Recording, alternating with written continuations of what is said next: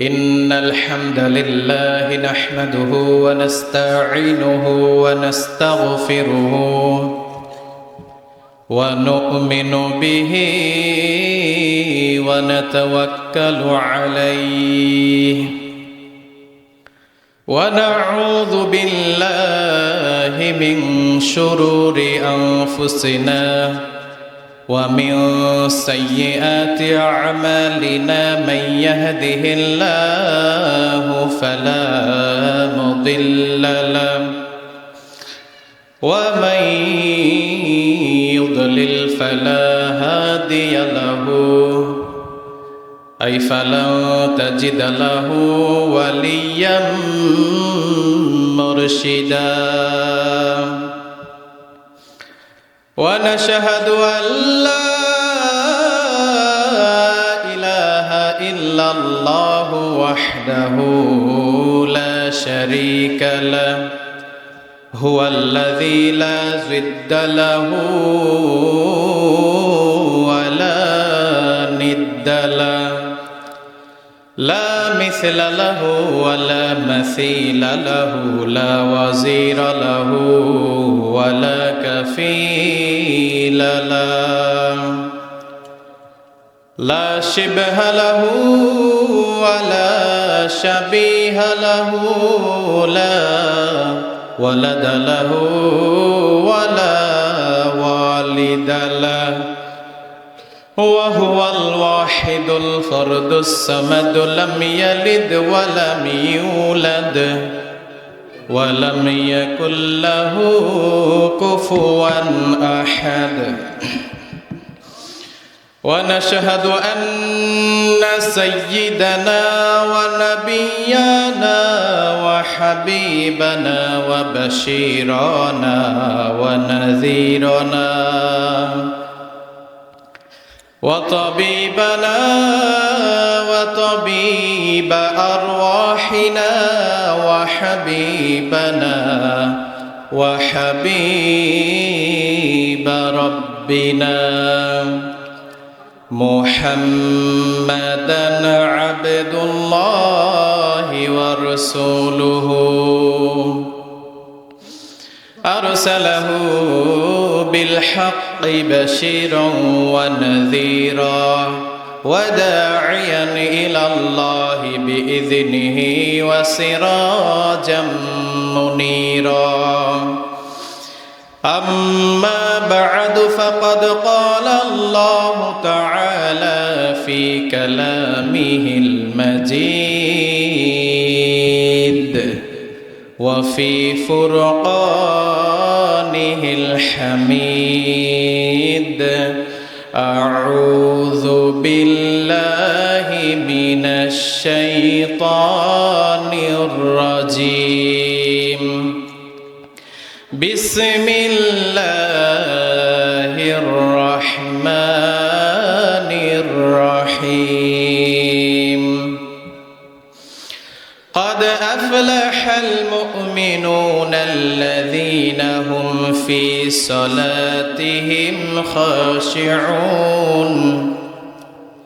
إن الله وملائكته يصلون على النبي يا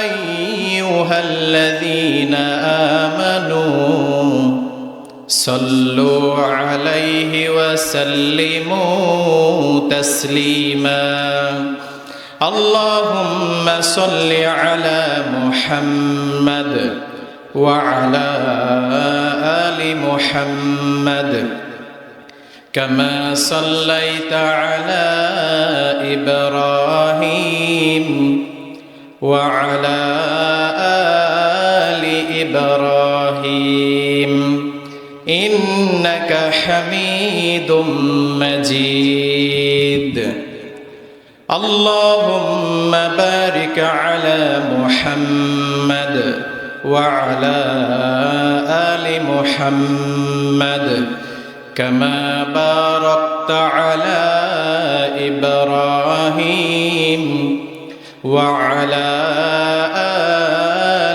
ইব্রাহিম ইন্নাকা হামিদুম মাজিদ।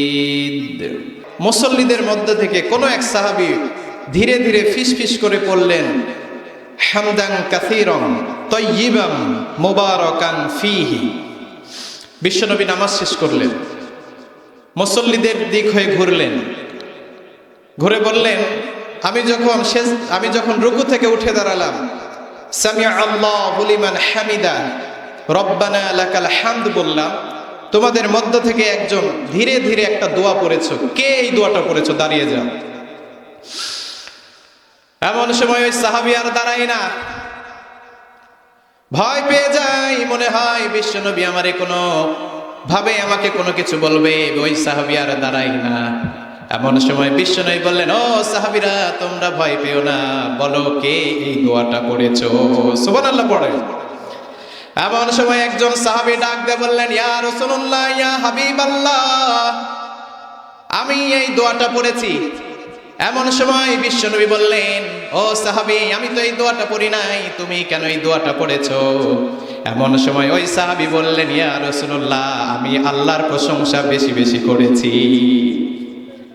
এমন সময় বিশ্বনবী বললেন, ও সাহাবী, তুমি কি জানো, তুমি যখন এই দোয়াটা আল্লাহর নামাজের মধ্যে পড়েছো, রব্বুল আলামিন একটা নয়, দুইটা নয়, 30 জনের বেশি ফেরেশতারা তোমার আমলনামায় কে কত বেশি সওয়াব লিখতে পারে, এই প্রতিযোগিতা তারা করেছিল।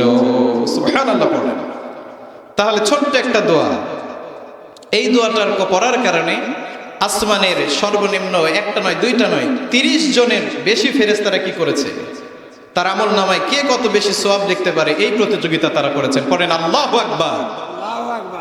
এই জন্য আল্লাহর প্রশংসা করার দরকার আছে না নাই?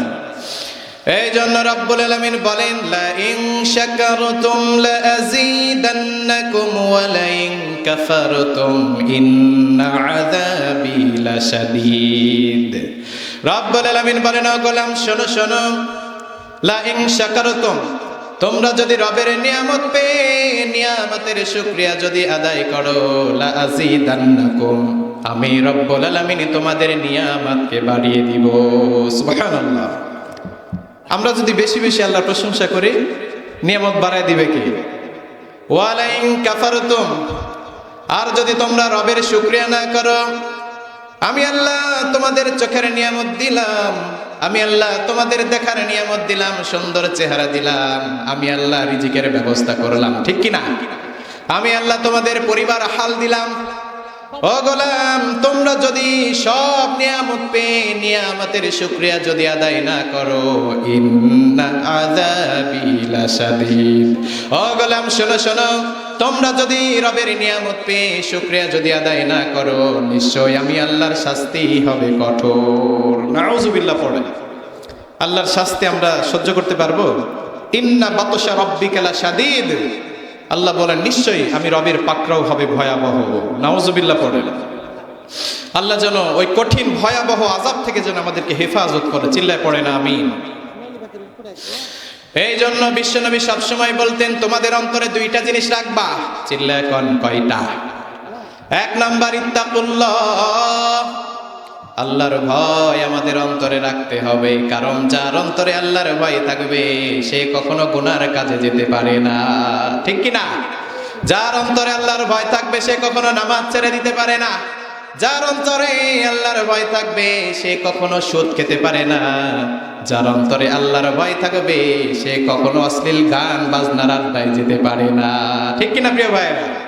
যাদের হৃদয়ে আছে আল্লাহর ভয়, তারা কবু পথ ভুলে যায় না। আল্লাহর প্রেম ছাড়া এই দুনিয়ায় কারো কাছে কোনো কিছু চাই না। যাদের হৃদয়ে আছে আল্লাহর ভয়, তারা কবু পথ ভুলে যায় না। আল্লাহর প্রেম ছাড়া এই দুনিয়ায় কারো কাছে কোনো কিছু চাই না। রাতের আধারে যারা সিজদাতে রয়, দু চোখের স্রোতে নদী যেন বয়। রাতের আধারে যারা সিজদাতে রয়, দু চোখের স্রোতে নদী যেন বয়। ছলনার হাতছানি যতই আসুক, ছলনার হাতছানি যতই আসুক, পেছনে ফিরে সে তাকাই না। যাদের হৃদয়ে আছে আল্লাহর ভয়, তারা কবু পথ ভুলে যায় না। আল্লাহর প্রেম ছাড়া এই দুনিয়ায় কারো কাছে কোনো কিছু চাই না। সুবহানাল্লাহ পড়ে। আল্লাহর ভয় আমাদের অন্তরে রাখতে হবে। আবার বিশ্বনবী বললেন 2 নাম্বার, সব জায়গায় আল্লাহর প্রশংসা করবা। খাওয়ার সময় আল্লাহর প্রশংসা, ঘুমাতে যাওয়ার সময় আল্লাহর প্রশংসা, ঘুম থেকে ওঠার পরেও কার প্রশংসা? সব সময় আল্লাহর প্রশংসা করতে হবে। এই জন্য রব্বুল আলামিন বলেন, দুনিয়ার আনাচে কানাচে যত সাগর মহাসাগর রয়েছে, আটলান্টিক মহাসাগর থেকে শুরু করে প্রশান্ত মহাসাগর, ভারত মহাসাগর থেকে শুরু করে দুনিয়ার জমিনে যত সাগর মহাসাগর এগুলো রয়েছে, সমস্ত সাগর মহাসাগরের গুলো পানিগুলোকে যদি কালি বানানো হয়, আর দুনিয়ার আনাচে কানাচে যত গাছগুলো রয়েছে সব গাছকে যদি কলম বানানো হয়, রবের প্রশংসা লিখতে লিখতে দুনিয়ার সমস্ত গাছ নামক কলমগুলো ক্ষয়ে যাবে, দুনিয়ার সমস্ত পানি নামক কালিগুলো ফুরিয়ে যাবে। এরপরেও রব্বুল আলামিনের প্রশংসা লিখে লিখে শেষ করা যাবে না। সুবহানাল্লাহ। আমরা আল্লাহর কোন নিয়ামতের প্রশংসা আদায় করে শেষ করব বলেন? আল্লাহ যদি কিয়ামতের কঠিন দিন বলে, বান্দা আমি আল্লাহ দুনিয়ায় তোরে কত নিয়ামত দিলাম, আমি আল্লাহ সুস্থতার নিয়ামত দিলাম, আমি আল্লাহ স্বামী দিলাম, সংসার দিলাম, সন্তানের নিয়ামত দিলাম, আজকে বান্দা আমার কাছে এসেছো, আমি আল্লাহর জন্য কি নিয়ে এসেছো? আমাদের মাথা নিচু করে থাকা ছাড়া কোনো উপায় থাকবে? কোনো উপায় থাকবে না। এই জন্য রব্বুল আলামিন বলেন, ফাবিআইয়ি আলাই রাব্বিকুমা তুকাযযিবান। ও গোলাম, তোমরা রবের কোন নিয়ামত, কোন অনুগ্রহকে তোমরা অস্বীকার করবে? আল্লাহর কোন নিয়ামতকে অস্বীকার করার সুযোগ আছে? কোনো সুযোগ নাই।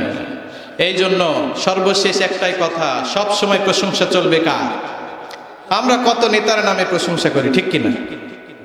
দলের প্রশংসা, পুলিশ অফিসারের প্রশংসা না, কোরআন থেকে আমাদেরকে জানতে হবে।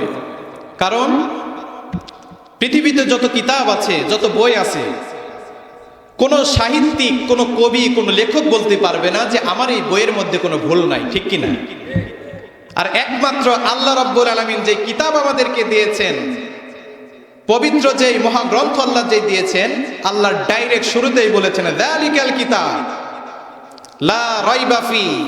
আমি আল্লাহ এমন একটা কিতাব তোমাদেরকে দিলাম, যেই কিতাবের মধ্যে আমি আল্লাহ কোনো ভুল দেই নাই। সুবহানাল্লাহ পড়েন। এই জন্যই কোরআন থেকে আমাদেরকে জানতে হবে, যেই কোরআনের মধ্যে আল্লাহ কোনো ভুল দেয় নাই, আল্লাহ কোনো সন্দেহ দেয় নাই, ওই কোরআন দিয়ে যারা নিজের জীবনটাকে পরিচালনা করবে, রব্বুল আলামিন তাদের জন্যই জান্নাত রেডি করে রেখেছেন। সুবহানাল্লাহ। তাদের জন্য আছে কি? আর কোরআন বাদ দিয়ে যদি আপনি কি করেন, মন গড়া মানুষের কথা যদি মানেন, মানুষের যদি বানানো কোনো আইন যদি আপনি মানেন, আপনার জন্য জাহান্নাম অবধারিত, ঠিক কিনা? আমরা জান্নাতে যেতে চাই না জাহান্নামে? জান্নাতে যেতে চাই।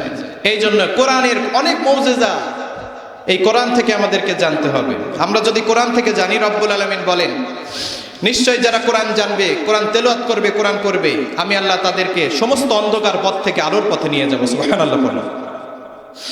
রব্বুল আলামিন বলেন, কিতাবুন আনজালনাহু ইলাইকা লিতুখরিজান নাসা মিনাল যুলুমাতি ইলান নূর। রব্বুল আলামিন বলেন, ও নবী, আমি আপনার উপরে যে জিকির কোরআন নাজিল করেছি, এই কোরআন দিয়ে যদি আপনি মানুষের মধ্যে যদি আপনি ইসলাম প্রচার করেন, কোরআনের যদি দাওয়াত দেন, রব্বুল আলামিন এই দাওয়াতের মাধ্যমে মানুষকে সমস্ত অন্ধকার পথ থেকে আলোর পথে নিয়ে যাবেন। সুবহানাল্লাহ পড়েন। আল্লাহ কি বললেন? অন্ধকার পথ থেকে আলোর পথে নিয়ে যাবেন। কিন্তু অন্ধকার পথ কি আমরা বুঝি? আমরা বুঝি লাইট ছাড়া রাতের বেলা, এটাই হচ্ছে অন্ধকার পথ, ঠিক কিনা প্রিয় ভাইরা? কিন্তু আল্লাহ এখানে এই অন্ধকারকে বোঝান নাই। 27টা তাফসীরবিদ একমত যে আল্লাহ সুবহানাহু ওয়া তাআলা এখানে এই অন্ধকার বুঝিয়েছেন। আমাদের সমাজে গুনাহের অন্ধকার আছে না নাই? আমাদের সমাজে মিথ্যার অন্ধকার আছে, গুনাহের অন্ধকার আছে, সুদের অন্ধকার আছে, হারাম খাবারের অন্ধকার আছে, হারাম রিজিকের অন্ধকার আছে।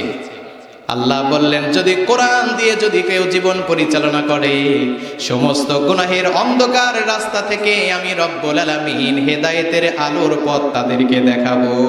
সুবহানাল্লাহ। তাহলে আমরা কোরআন মানবো, ঠিক কি না? কোরআন দিয়ে নিজের জীবনটাকে পরিচালনা করব, আল্লাহ নিশ্চয়ই আমাদেরকে হেদায়েতের পথ দেখাবেন। আবার আল্লাহ বললেন এই কোরআন এমন একটা দামি কিতাব, দুনিয়ায় যত কিতাব রয়েছে কোন কিতাব বলতে পারবে না এই কিতাব তেলাওয়াত করলে আল্লাহ ঈমানটারে বৃদ্ধি করে দেয়। কিন্তু আল্লাহ বললেন এমন একটা কোরআন আমি আল্লাহ দিয়েছি যেই কোরআন ঈমানদারের মানুষের ঈমানটারে বৃদ্ধি করে দেয়। সুবহানাল্লাহ পড়েন। রব্বুল আলামিন বলেন ইন্নামাল মুমিনুনাল্লাযীনা ইযা যুকিরাল্লাহু ওয়াজিলাত কুলুবুহুম ওয়া ইযা তুলিয়াত আলাইহিম আয়াতুহু যাদাতুহুম ঈমানা। আল্লাহু আকবার। রব্বুল আলামিন বলেন নিশ্চয় ঈমানদারের সামনে যখন কোরআন তেলাওয়াত করা হয়, যখন ঈমানদারের সামনে কোরআনের বয়ান করা হয়, ওই কোরআন তেলাওয়াতের মাধ্যমে, কোরআনের বয়ানের মাধ্যমে রব্বুল আলামিন তার ঈমানটারে বৃদ্ধি করে দেয়। সুবহানাল্লাহ। তাহলে এই কিতাব থেকে দূরে থাকা যাবে? এই জন্য প্রিয় ভাইরা আল্লাহ এমন ভাবে কিতাবটা সাজিয়েছেন, বিশ্বনবী সবসময় বলতেন লা তুহসা আযাইবুহু ওয়া লা তাবলা গরাইবুহু। এই কিতাবের আশ্চর্যান্বিতার কোনো শেষ নাই। এই কোরআন হচ্ছে হেদায়েতের মশাল, বিজ্ঞানের সুউচ্চ মিনার। সুবহানাল্লাহ।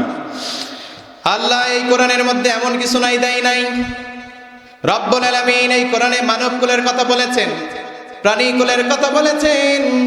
আবার রব্বুল আলামিন এই কোরআনের মধ্যে জীববিজ্ঞান, রসায়ন, পদার্থ বিজ্ঞানের কথা বলেছেন। জান্নাত জাহান্নামের কথা কোরআনের মধ্যে দিয়েছেন কি? আবার আল্লাহ এই কোরআনের মধ্যে সাগর পাহাড়ের কথা বললেন।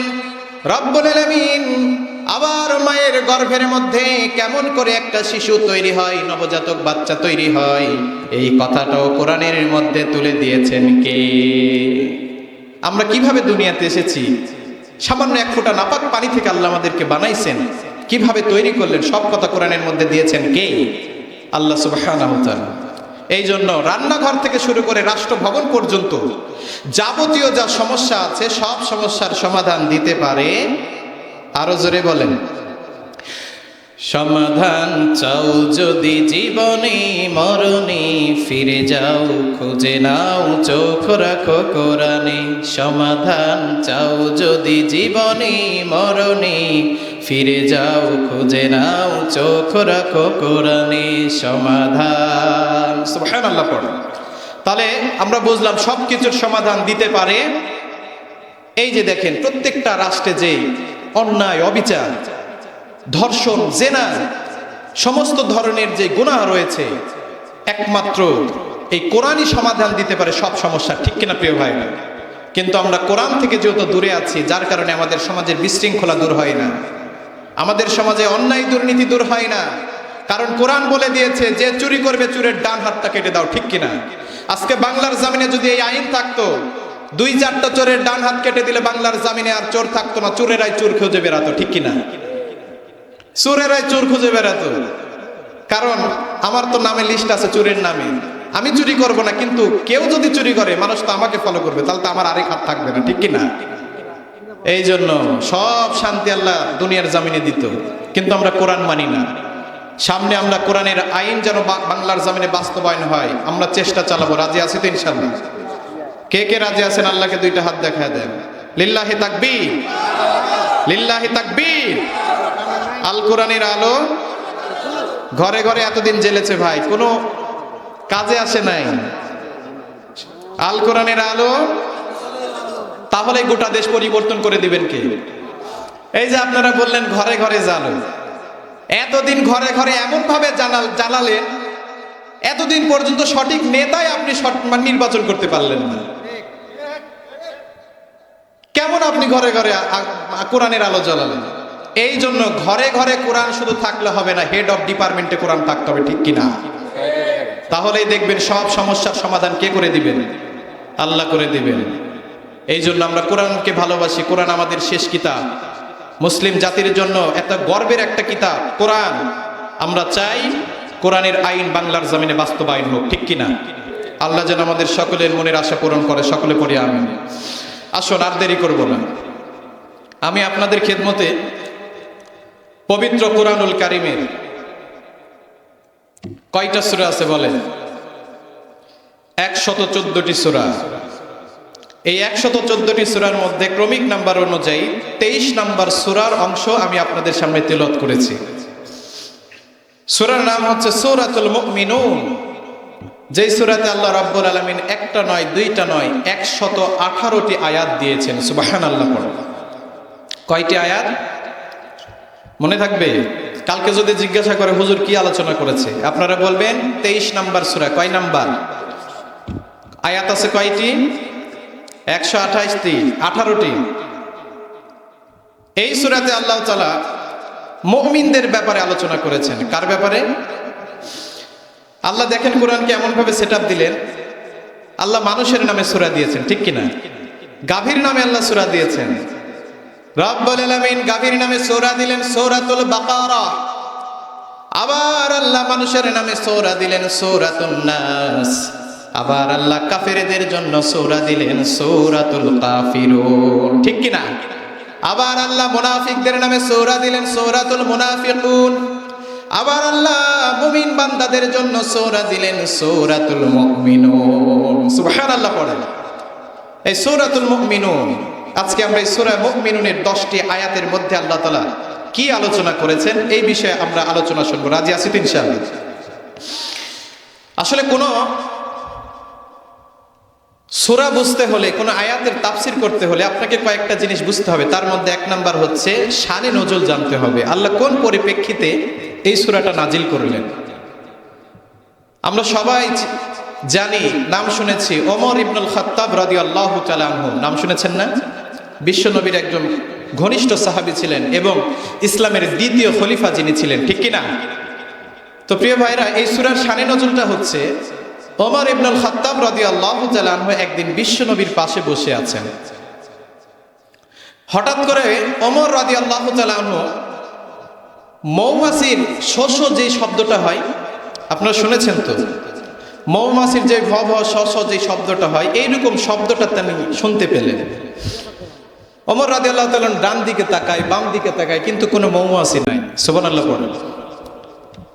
হঠাৎ করে ওমর রাদিয়াল্লাহু তাআলা লক্ষ্য করলেন এই মৌমাছির ভ ভ শ শ শব্দটা অন্য কোথাও থেকে আসে না, বিশ্ব নবীর জবান থেকে আসতেছে। সুবহানাল্লাহ পড়েন। কিছুক্ষণ পরে বিশ্ব নবীর জবান থেকে শব্দটা বন্ধ হয়ে গেল। বিশ্ব নবী আল্লাহর কাছে হাত উঠালেন আর আল্লাহকে বললেন, আল্লাহ তুমি আমাদের সম্মান বাড়ায়া দাও, সম্মান কমায়া দিও না। রব্বুল আলামিন আমাদেরকে দানকারী বানায়া দাও। আয় আল্লাহ আমরা যেন বেশি বেশি দান করতে পারি, আল্লাহ তুমি তৌফিক দান করে দাও। এই দোয়াটা শেষ করেই বিশ্বনবী সাল্লাল্লাহু আলাইহি ওয়াসাল্লাম ওমরকে বললেন, ও ওমর, এই মুহূর্তে রব্বুল আলামিন কোরআনুল কারীমের সূরাতুল মুমিনুনের 10টা আয়াত নাজিল করে দিয়েছে। সুবহানাল্লাহ। কয়টি আয়াত? 10টি আয়াত। যেই 10টি আয়াতের ব্যাপারে অনেক আলোচনা। যেই 10টি আয়াতের মধ্যে রব্বুল আলামিন আমরা মুমিন, ঠিক কিনা, এই মুমিন বান্দাদের জন্য, ইমানদার বান্দাদের জন্য 7টি গুণের কথা বলেছেন। কয়টা? মুমিন বান্দার 7টি গুণ থাকতে হবে।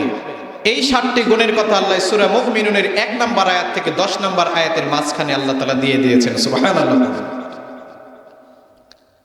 আবার সাহাবায়ে কেরামরা বিশ্ব নবীর স্ত্রী আম্মা জান আয়েশা রাদিয়াল্লাহু তাআলা আনহা, আম্মা জানের কাছে এসে বললেন, ও আম্মা জান, বিশ্ব নবীর আদর্শ কেমন ছিল, বিশ্ব নবীর আখলাক কেমন ছিল? এমন সময় আম্মা জান আয়েশা বললেন, ও সাহাবীরা, তোমরা কি কোরআন পড়ো নাই, কোরআন জানো নাই? ও সাহাবীরা, বিশ্ব নবীর আদর্শ ছিল কোরআনের আদর্শ। সুবহানাল্লাহ কোন? বিশ্ব নবীর আখলাক চরিত্র ছিল কোরআনের আখলাক। এই বলে আম্মা জান আয়েশা সূরাতুল মুমিনুনের 10টি আয়াত তেলাওয়াত করে দিলেন। সুবহানাল্লাহ। কারণ এই 10টা সূরার আয়াতের মধ্যে যে 7টা গুণের কথা আছে, এই সমস্ত গুণগুলো বিশ্বনবীর মধ্যে ছিল। সুবহানাল্লাহ। আসুন, এখন এই সূরার মধ্যে আল্লাহ তাআলা কিভাবে শুরু করছেন, কি মেসেজ আমাদেরকে দিয়েছেন। মুমিন বান্দাদের যে 7টা গুণ আল্লাহ তাআলা দিয়েছেন, যেই 7টা গুণ যদি আমরা ধারণ করতে পারি, আল্লাহ তাআলা জান্নাতের সুসংবাদ দিয়েছেন। সুবহানাল্লাহ বলেন। রব্বুল আলামিন বলেন, উলাইকা হুমুল ওয়ারিসুনাল্লাযীনা ইয়ারিসুনাল ফিরদাউস হুম ফিহা খালিদুন। রব্বুল আলামিন বলেন, তারাই হবে জান্নাতের মালিক, জান্নাতের ওয়ারিস, যাদের মধ্যে এই 7টা গুণ দুনিয়ার জমিনে যারা নিজেদের মধ্যে ধারণ করতে পারবে, আল্লাহ তাদেরকে জান্নাতের ওয়ারিস বানিয়ে দিবেন। সুবহানাল্লাহ। খুবই দামি কথা। কিন্তু 10টা গুণে যদি আমরা গুণান্বিত হতে পারি, জান্নাতের ওয়ারিস বানিয়ে দিবেন কে? আল্লাহ সুবহানাহু ওয়া তাআলা। তাহলে এই 10টা আয়াতের মধ্যে থেকে যে 7টা গুণ আছে, এই 7টা গুণের কথা আমরা জেনে বুঝে আমল করার নিয়তে শুনবো এবং বাসায় গিয়ে নিজের জীবনের সাথে এগুলো মিলাবো। ঠিক কিনা প্রিয় ভাইরা? রাজি আছি তো ইনশাল্লাহ? কারণ আপনি আলোচনা শুনলেন কিন্তু আপনি মানলেন না, কোনো ফায়দা হবে? কোনো ফায়দা হবে না। আল্লাহ যেন এই আলোচনাটা শুনে 7টা গুণে গুণান্বিত হওয়ার তৌফিক দান করে। সকলে পড়ি আমিন। আসুন, আল্লাহ কিভাবে শুরু করছেন। রব্বুল আলামিন বলেন, قد أفلح المؤمنون الذين هم في صلاتهم خاشعون। রব্বুল আলামিন বলেন, সফল হয়েছে তারা ঈমান এনেছে যারা। সুবহানাল্লাহ। তাহলে আল্লাহ সফল তাদেরকেই বলেছেন যারা কি এনেছে।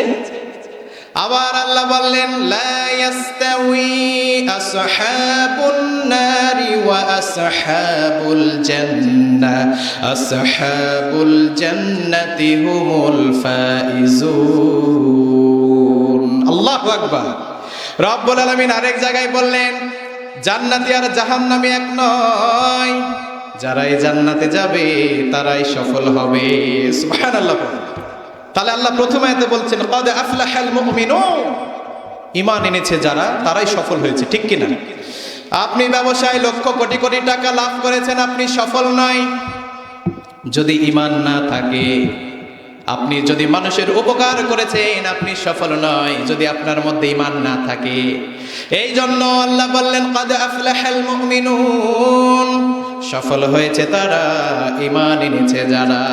কিন্তু আমরা এমন ভাবে ঈমান এনেছি যে ঈমান নিয়ে কবরের মধ্যে গেলে আল্লাহর জান্নাতে আমরা যেতে পারবো। ঠিক কিনা? আমরা এমন ঈমান এনেছি প্রিয় ভাইরা, মুসলমান দাবি করি ঠিকই, কিন্তু আমরা ইসলামের কোনো কাজ আমরা মানি না। আমরা মুসলমান দাবি করি কিন্তু আমার দ্বারাই মুসলমানিত্ব প্রকাশ পায় না। আজকে ইহুদি খ্রিস্টানরা যা করে আমরা মুসলমানেরাও তাই করি। ঠিক কিনা? গান বাজনা হচ্ছে ইহুদি খ্রিস্টানদের কালচার, এটাকে আমরা মুসলমানেরা ফরজ বানিয়ে নিয়েছি। ঠিক কিনা প্রিয় ভাইরা? খবরদার, এগুলো করা যাবে না। কেমন ঈমান আনতে হবে? ঈমান আনতে হবে পরিপূর্ণ। পরিপূর্ণ ঈমান ছাড়া ডাইরেক্ট আল্লাহর জান্নাতে যাওয়া যাবে? এই কেমন ঈমান এনেছিল বিশ্বনবীর সাহাবী আফ্রিকার বেলাল। চেহারাটা বেশি সুন্দর ছিল না, দেখতে অনেক কালো ছিল, কিন্তু ঈমানটার সুন্দর বানিয়েছিলেন কে? ওই উমাইয়ার দাস বেলাল যখন বিশ্বনবীর হাতে কালেমা পড়লেন, কালেমা পড়ে বেলাল যখন গোপনে গোপনে ইসলাম প্রচার করেছেন, ইসলাম উত্তপ্ত গরম কয়লার উপরে কয়লার বিছানা বিছিয়ে দিল, উত্তপ্ত লাল টকটকে কয়লার উপরে খাব্বাবকে শোয়া দিল। এমন সময় খাব্বাব বলেন, ওই উত্তপ্ত গরম কয়লার উপরে যখন আমাকে শুইয়ে দিয়েছে, আমার মাংস ভেদ করে ওই কয়লার আগুনগুলো যে হাড্ডিতে ভেদ হয়, আমি খাব্বাব তখন টের পাচ্ছিলাম। আর মাংস পোড়া গোশত পোড়া গন্ধ আমি খাব্বাবের নাকের মধ্যে আসছিল। যখন আমি আল্লাহর জিকির করলাম, আমার পরিবারের লোকেরা আমার গলাটা চেপে ধরলো, আর পাথরে ওই কয়লার একটা উত্তপ্ত লাল টুকরাটা আমার জিহ্বার মধ্যে দিল। জিহ্বাটা আমার ফুলে টিউমারের মতো হয়ে গেল। এই জন্য আমি স্পষ্ট কথা বলতে পারি না। দিন প্রচার এত সহজ ছিল না, কালেমা প্রচার এত সহজ ছিল না। কেমন ইমানদার ছিল, নিজের জীবন দিয়েছে, কত কষ্ট সহ্য করেছে, তারপরেও ইমানটারে ছেড়ে দেয় নাই। ঠিক কিনা প্রিয় ভাইরা? নারীদের মধ্যে একজন নারী ছিলেন সুমাইয়া রাদিয়াল্লাহু তাআলা আনহা। ইসলাম গ্রহণ করার কারণে, কালেমার বাণী প্রচার করার কারণে, ঈমান গ্রহণ করার কারণে কাফের বেঈমান মুশরিকরা তার লজ্জা স্থানে বর্ষা মেরে তাকে হত্যা করেছে। নাউজুবিল্লাহ পড়েন। কেমন ঈমান এনেছিল আসিয়া আলাইহিস সালাতু ওয়াস সালাম, ফেরাউনের স্ত্রী। গোপনে গোপনে আসিয়া আর অর্থমন্ত্রীর স্ত্রী কালেমা পড়ে মুসলমান হয়েছে। ফেরাউন বুঝতে পারে নাই। যখন ফেরাউন বুঝতে পেরেছে আমার স্ত্রী আর অর্থমন্ত্রীর স্ত্রী কালেমা পড়েছে, মুসলমান হয়েছে, একদিন ফেরাউন বলল, বলো বলো তোমরা নাকি কালেমা পড়ে মুসলমান হয়েছো? এমন সময় বলে, হ্যাঁ আমরা কালেমা পড়ে মুসলমান হয়েছি। অর্থমন্ত্রীর স্ত্রীকে বলল, অর্থমন্ত্রীর স্ত্রী কালেমা ছেড়ে দাও, আমি ফেরাউনের পায়ের নিচে সেজদায় লুটিয়ে পড়ো। ফেরাউন অর্থমন্ত্রীর স্ত্রী বললেন, না না কালেমা ছাড়বো না, তোমার পায়ের নিচে আমি সেজদা দিব না। সেজদা পাওয়ার মালিক একজন, তিনি কে? আল্লাহকেই সেজদা দিতে হবে। এমন সময় ক্ষিপ্ত হয়ে গেল ফেরাউন, কয়েকবার রিকোয়েস্ট করলেন কিন্তু মানলেন না। অর্থমন্ত্রীর স্ত্রীর কোলের মধ্যে একটা নবজাতক শিশু ছিল। আর ফেরাউন ঘোষণা করে দিল, যাও যাও বিশাল বড় একটা কড়াই নিয়ে আসো, কড়াইয়ের মধ্যে তেল দাও, উত্তপ্ত টকবগে গরম তেল। লাস্ট বার জিজ্ঞাসা করলেন, ও অর্থমন্ত্রীর স্ত্রী কালেমা ছেড়ে দাও, তুমি যদি কালেমা ছেড়ে না দাও তোমার কোলে যেই নবজাতক শিশু আছে তেলের মধ্যে ছেড়ে দেওয়া হবে। এমন সময় অর্থমন্ত্রীর স্ত্রী বললেন, না না জীবন চলে যাবে, কালেমা ছাড়তে রাজি নয়। সুবহানাল্লাহ। এইটা বলার পরে যখন তিনি মানলেন না, কোলের মধ্যে যে নবজাতক শিশু নিমিষের মধ্যেই তেলের মধ্যে ছেড়ে দিল আর রোস্ট হয়ে গেল। নাউজুবিল্লাহ পড়ে। এরপরে অর্থমন্ত্রীর স্ত্রী, তাকেও নিক্ষেপ করা হলো, তেলের মধ্যে ছেড়ে দেওয়া হলো, কিন্তু কালেমা ছেড়ে দেয় নাই। এমন সময় বাকি থাকে ফেরাউনের স্ত্রী আসিয়া। ফেরাউন বললেন, ও আসিয়া তুমি আমার স্ত্রী, তোমার সাথে আমার কতদিন ধরে অন্তরঙ্গ সম্পর্ক, তুমি আমার কলিজার টুকরা, তুমি আমার ভালোবাসা। ও আসিয়া কালেমা ছেড়ে দাও, আমি তোমাকে ছেড়ে দিব।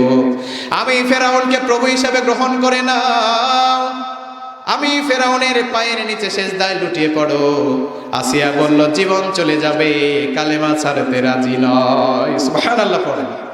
কিন্তু আমরা তো মানুষ, যখন চোখের সামনে দুইজনকে উত্তপ্ত গরম তেলের মধ্যে ছেড়ে দিয়েছে, মনের মধ্যে একটু কি হয়েছে, আসতেই তো পারে, ঠিক কিনা? এমন সময় আল্লাহ জিব্রাইলকে বললেন, ও জিব্রাইল যাও যাও, আমার আসিয়া যেন ভয় না পায়, আসিয়ার সামনে জান্নাতের দৃশ্যটা তুলে ধরো, আমার আসিয়া যেন জান্নাত দেখতে দেখতে মৃত্যুবরণ করে। সুবহানাল্লাহ। হাতের মধ্যে পেরেক মারা হলো, ফিনকি দিয়ে রক্ত বের হচ্ছে, তারপরেও আসিয়া কালেমা ছেড়ে দেয় নাই, শেষমেশ তাকেও হত্যা করা হলো। নাউজুবিল্লাহ পড়েন। আজকের মা বোনেরা যারা রয়েছেন, আসিয়ার মতো আদর্শবান হতে হবে, ঈমান আনতে হবে। মা বোনেরাও দেখবেন অনেক সময় অনেক ধরনের অশ্লীলতা বেহায়াপনা করে থাকে, ঠিক কিনা প্রিয় ভাইরা? এই জন্য খবরদার, এগুলো করা যাবে না। এই জন্য আল্লাহ বললেন, قد أفلح المؤمنون الذين هم في صلاتهم خاشعون। রব্বুল আলামিন বলেন, ঈমান এনেছে যারা, সফল হয়েছে তারা। এইটা বলার পরে আল্লাহ মুমিন বান্দাদের এক নাম্বার আলোচনা, কিন্তু মেন পয়েন্ট শুরু হয়ে গিয়েছে। এক নাম্বার কোয়ালিটির কথা, ঈমানদারের এক নাম্বার কোয়ালিটি হবে আল্লাযীনা হুম ফি সলাতিহিম খাশিউন। আল্লাহ বললেন মুমিন বান্দার এক নাম্বার কোয়ালিটি, মুমিন বান্দা যখন সালাতের মধ্যে দাঁড়িয়ে যাবে, দিন দুনিয়ার কোনো হুঁশ থাকবে না, সমস্ত ধ্যান জ্ঞান চলে যাবে একদিকে। চিল্লায় কোন তিনি কে? সব ধ্যান জ্ঞান কোন দিকে যাবে? আল্লাহর দিকে। আর আমরা যখন সালাতের মধ্যে দাঁড়াই, আমাদের নজর যায় ঘড়ির দিকে, টাইলসের দিকে, ঠিক কিনা প্রিয় ভাইরা? নামাজ হবে না। আল্লাহ বলেন, বান্দা, আল্লাহ কয়েকবার সিগন্যাল দেন, আমরা যখন সেজদার দিকে না তাকিয়ে ডানে বামে তাকাই, আল্লাহ বলে সেজদার দিকে তাকাও। আবার যখন না তাকাই, আবার বলে সেজদার দিকে তাকাও। তিনবার রেড সিগন্যাল দেওয়ার পরে আল্লাহ বলে, বান্দা তোর নামাজ দিয়ে কোনো লাভ নাই। নাউজুবিল্লাহ পড়ে। নামাজের মধ্যে খুশু খুদু আনতে হবে, ঠিক কিনা? একাগ্রতা আনতে হবে। বিশ্বনবীর সাহাবী আলী রাদিয়াল্লাহু তাআলা আনহু, নাম শুনেছেন? বিশ্বনবীর জামাই ছিলেন, ঠিক কিনা? ফাতেমা রাদিয়াল্লাহু তাআলা আনহার স্বামী। তো উনি একদিন যুদ্ধের ময়দানে প্রতিপক্ষের একটা তীর লেগে আলী রাদিয়াল্লাহু তাআলা আনহুর পায়ে ঢুকে গেছে, পায়ে লেগে গেছে। এমন সময় আলী রাদিয়াল্লাহু তাআলা আনহু যন্ত্রণায় ছটফট করেন। সব সাহাবীরা চেষ্টা করে তীরটা টান মেরে বাহির করতে, কিন্তু টান মেরে বাইর করতে পারে না। টান মারলেই আলী রাদিয়াল্লাহু তাআলা আনহু চিৎকার মেরে ওঠে। এমন সময় বিশ্বনবী দেখলেন বেগতিক অবস্থা। বিশ্বনবী বললেন, ও সাহাবীরা তোমরা টানাটানি করো না, ও বিলাল তুমি মাগরিবের আযান দাও, ইকামত দাও। আর একজন সাহাবীকে বললেন, ও আমার সাহাবী, আমি যখন নামাজে দাঁড়াবো, আলী যখন নামাজে দাঁড়াবে, তুমি নামাজে দাঁড়াবা না, তুমি কি করবা, দ্বিতীয় রাকাতে গিয়ে নামাজে দাঁড়াবা। আর প্রথম রাকাতে নামাজে না দাঁড়িয়ে কাতার দিয়ে গিয়ে কাতারের ভিতর দিয়ে গিয়ে আলীর পা থেকে তীরটা টান মেরে বাহির করবা। সুবহানাল্লাহ। বেলাল রাদিয়াল্লাহু তাআলা মাগরিবের আযান দিলেন, ইকামত দিলেন, বিশ্বনবী ইমামতির জন্য সালাতে দাঁড়ালেন। পেছনে আলী রাদিয়াল্লাহু তাআলা আনহু সহ যেগুলো সাহাবীরা ছিলেন সবাই দাঁড়িয়ে গেল। এমন সময় বিশ্বনবী যখন সূরা শুরু করলেন, নামাজ পড়া শুরু করলেন, আর ওই সাহাবী বিশ্বনবীর পরামর্শ অনুযায়ী নামাজে দাঁড়ালেন না। কাতারের ভেতরে ঢুকে গিয়ে আলী রাদিয়াল্লাহু তাআলা আনহুর পা থেকে তীরটা টান মেরে বাহির করলো। আর আলী রাদিয়াল্লাহু তাআলা আনহুর পা থেকে যখন তীরটা টান মেরে বাহির করেছে, আলী রাদিয়াল্লাহু তাআলা আনহু মুহূর্তের জন্য টের পান নাই। সুবহানাল্লাহ। নামাজের আগে টানাটানি করে ব্যথা পায়, চিৎকার মেরে ওঠে। আর এমন ভাবে একাগ্রতার সাথে ধ্যানে মগ্ন হয়ে নামাজে দাঁড়িয়েছে, সব ধ্যান জ্ঞান আল্লাহর দিকে দিয়েছে, টান মেরে তীরটা বের করেছে, কিন্তু তিনি বুঝতে পারে নাই। আল্লাহু আকবার। এইভাবে আমাদেরকে নামাজে দাঁড়াতে হবে। বিশ্বনবী সাল্লাল্লাহু আলাইহি ওয়াসাল্লাম হাদিসে কুরসির মধ্যে এসেছে, তিনি বলেন 17 শ্রেণীর নামাজি, 17 শ্রেণীর মানুষ নামাজ পড়ার শর্ত জাহান্নামে যাবে। নাউজুবিল্লাহ। তাহলে নামাজ পড়লেই জান্নাত। আবার ওই সমস্ত নামাজি নামাজ পড়েছে ঠিকই, কিন্তু তাদের জন্য আল্লাহ জাহান্নাম রেডি করে রেখেছেন, ঠিক কিনা? ইনশাআল্লাহ পরবর্তীতে আলোচনা আসছে। তাহলে নামাজের যখন আমরা দাঁড়াবো, মুমিন বান্দার 1 নম্বর কোয়ালিটি, মুমিন বান্দা যখন নামাজে দাঁড়ায় নম্রতার সাথে, বিনয়ের সাথে, একাগ্রতার সাথে নামাজে দাঁড়িয়ে যায়। সুবহানাল্লাহ। আবার বিশ্বনবীর সাহাবী ওমর রাদিয়াল্লাহু তাআলা আনহু বলেন, বিশ্বনবীর সাথে যখন আমরা সফরে যেতাম, আর সফর চলাকালীন যখন ওয়াক্ত চলে আসতো নামাজের, আমরা মরুভূমির মধ্যে যখন সালাতে দাঁড়াতাম, মরুভূমির পাখিগুলো আমাদেরকে খেজুর গাছ মনে করে আমাদের মাথার উপরে এসে বসে যেত। সুবহানাল্লাহ। কেমন ভাবে স্ট্রেট হয়ে নামাজে দাঁড়াতো যে বুঝতে পারতো না যেটা মানুষ দাঁড়িয়ে আছে নাকি খেজুরের গাছ দাঁড়িয়ে আছে। সুবহানাল্লাহ পড়বেন। এইভাবে একাগ্রতার সাথে কি করতে হবে? নামাজ পড়তে হবে ভাই। নামাজে দাঁড়িয়ে হাত বাঁধার পরে এই দিক ওই দিক, ডানে বামে পেছনে তাকানো যাবে না। কিন্তু আমি বিশ্বাস করেন, মসজিদে ওয়াজ করার পরেও, প্রত্যেক জুমায় খুতবা দেওয়ার পরেও এই সকল মুসল্লি আমি কমাতে পারিনি, ঠিক কিনা প্রিয় ভাই? কমানোই যায় না। এক কান দিয়ে শুনে আরেক কান দিয়ে কি করে? আমি ইমাম সাহেব নামাজ শেষ করে আছি, মুসল্লিদের দিক হয়ে বসে আছি, ওয়াজ কিন্তু করেছে খুতবার সময়, নামাজ পড়ে বসে আছে, সুন্নাতের সালাত পড়ছে, হাত বাঁধার পরে আমার দিকে ডাহা চোখে তাকায় আছে। এরকম আছে না নাই? তখন আমার বিনাদার আল্লাহ, আমি কার সামনে ওয়াজ করলাম? এই জন্য প্রিয় ভাইরা, 1 নাম্বার ইমানদারের কোয়ালিটি, মুমিনদের কোয়ালিটি হবে সালাতে যখন দাঁড়াবে বিনয়ের সাথে, খুশু খুদুর সহিত, একাগ্রতার সাথে দাঁড়াবে। রাজি আছি তো ইনশাআল্লাহ? সংক্ষেপে আলোচনা। 2 নম্বরে রব্বুল আলামিন বলেন, ওয়াল্লাযীনা হুম আনিল লাগওয়ি মুরিদুন। রব্বুল আলামিন বলেন 2 নাম্বার মুমিন বান্দাদের কোয়ালিটি, মুমিন বান্দা কখনো অনর্থক কথা কাজে লিপ্ত হবে না। সুবহানাল্লাহ। অনেক আলোচনা। আল্লাহ বললেন ওয়াল্লাযীনা হুম আনিল লাগওয়ি মুরিদুন। মুমিন বান্দার 2 নাম্বার কোয়ালিটি, মুমিন বান্দা কখনো অনর্থক কথা এবং কাজে কি হয় না। এই জন্য আল্লাহ বললেন, যেই কথার মধ্যে আল্লাহর রহমত নাই, যেই কথার মধ্যে আল্লাহর বরকত নাই, ওই কথা তোমরা বলো না, ওই কথা তোমরা বলো না। যেই কথার মধ্যে আল্লাহর রহমত আছে, আল্লাহর দয়া আছে, আল্লাহর মায়া আছে, আল্লাহর ক্ষমা আছে, ওই সমস্ত জিকির তোমরা বেশি বেশি করো, ঠিক কিনা? অশ্লীল কথা বলা যাবে না, অশ্লীল কাজে যাওয়া যাবে না। এই যে কোরআনের মাহফিলে এসেছেন, তাফসীরের মাহফিলে এসেছেন, বরকত নাজিল করবে কে? আর যদি কোরআনের মাহফিলে না গিয়ে যদি আপনি গানের আড্ডায় যান, কনসার্টের আড্ডায় যান, যাত্রাপালার আড্ডায় যান, গজব নাজিল করে দিবেন কে? এই জন্য বিশ্বনবী বললেন, এমন একটা দিন আসবে, এমন একটা দিন আসবে যেই দিন আল্লাহ দুনিয়ার জমিনে একটা ঝাঁকুনি দিবেন, কিয়ামত মহাপ্রলয় তৈরি হয়ে যাবে। এই জন্য বিশ্বনবী বললেন, ওই সমাজে যখন, ওই রাষ্ট্রে যখন, ওই দেশে যখন, দুনিয়ার জমিনে যখন 4টা গুনাহ বেড়ে যাবে, সঙ্গে সঙ্গে রব্বুল আলামিন ওই দুনিয়ার জমিনে গজব নাজিল করে দিবেন। নাউজুবিল্লাহ পড়েন। 1 নাম্বার যেই গুনাহ, বাংলার জমিনে নয় দুনিয়ার জমিনে যদি মদের গুনাহটা বেশি বেড়ে যায়, মদ হারাম করে দিয়েছেন কে? মদের গুনাহ যখন বেড়ে যাবে, সমাজের মধ্যে গজব নাজিল করে দিবেন কে? আজকে আপনাদের ভবানীগঞ্জ থেকে শুরু করে পার্শ্ববর্তী যত থানা উপজেলা জেলাগুলো রয়েছে, সবগুলোতে দেখবেন প্রকাশ্যে না হলেও গোপনে গোপনে মদ বিক্রি হয়, ঠিক কিনা? আবার দেখা যায় এগুলো মদ যে কেউ খায় না, বড় বড় নেতাকর্মীরাই বেশি খায়, ঠিক কিনা? বড় বড় নায়ক নায়িকারাই বেশি খায়।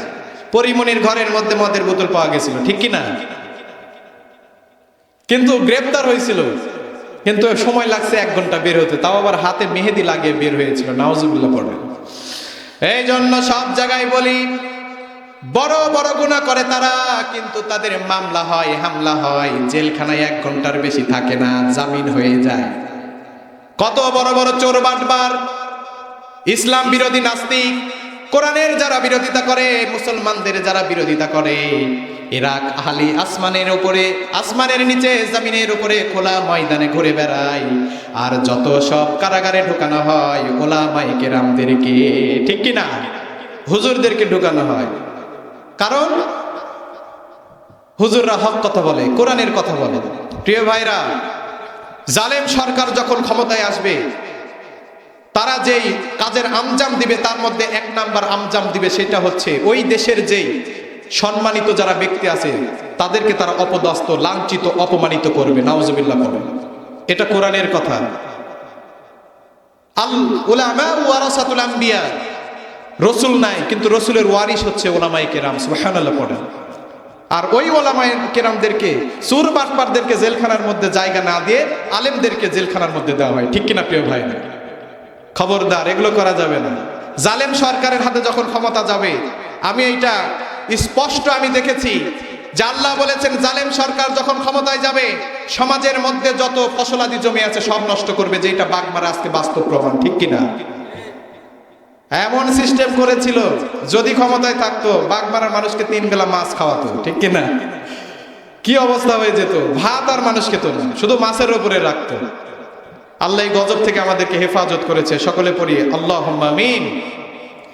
আল্লাহ যেন আমাদের সব সময় সব গজব থেকেই যেন হেফাজত করে। সকলে পড়ি আল্লাহুম্মা আমিন।